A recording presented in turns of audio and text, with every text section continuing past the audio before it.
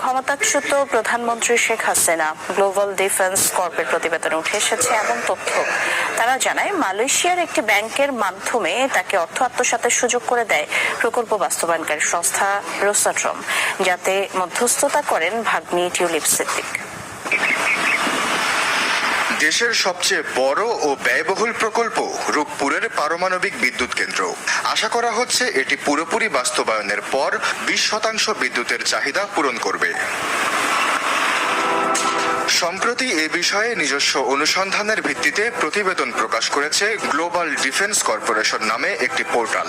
এতে বলা হয়, রাশিয়ার সহযোগিতায় বিদ্যুৎ কেন্দ্রটির নির্মাণে খরচ ধরা হয় $1,265 কোটি, প্রয়োজনের তুলনায় যা অনেক বেশি, যাতে মালয়েশিয়ার এক ব্যাংকের মাধ্যমে শেখ হাসিনাকে এই বাজেট থেকে $500 কোটি আত্মসাতের সুযোগ করে দেয় প্রকল্প বাস্তবায়নকারী সংস্থা রোসাট্রম। নিজের ভাগ্নি টিউলিপ সিদ্দিকের মধ্যস্থতায় রাশিয়ার সাথে এ চুক্তি করেন তৎকালীন প্রধানমন্ত্রী শেখ হাসিনা। এই মধ্যস্থতার বিনিময়ে পাচার করা অর্থের 30% পেয়েছেন টিউলিপ, শেখ রেহানা ও পরিবারের কয়েক সদস্য।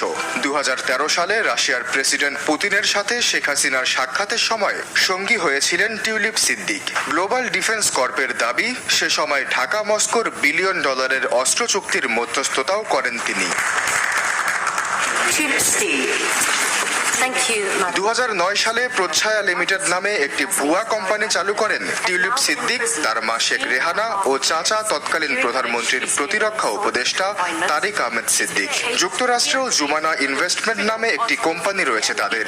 গ্লোবাল ডিফেন্স কর্পের অভিযোগ, এই কোম্পানিগুলোর মাধ্যমেই বিভিন্ন দেশের অফশোর অ্যাকাউন্টে অর্থ পাচার করতেন Sheikh Hasina. Global defence corp নামে পোর্টালটি চালু হয় 2018 সালে। বিভিন্ন দেশের সামরিক ও প্রতিরক্ষা খাতে দুর্নীতির অনুসন্ধান করে থাকে তারা। বিশেষ করে চীন ও রাশিয়ার সামরিক শক্তির বিস্তার রোধে পশ্চিমা ঢাল হয়ে কাজ করে এটি।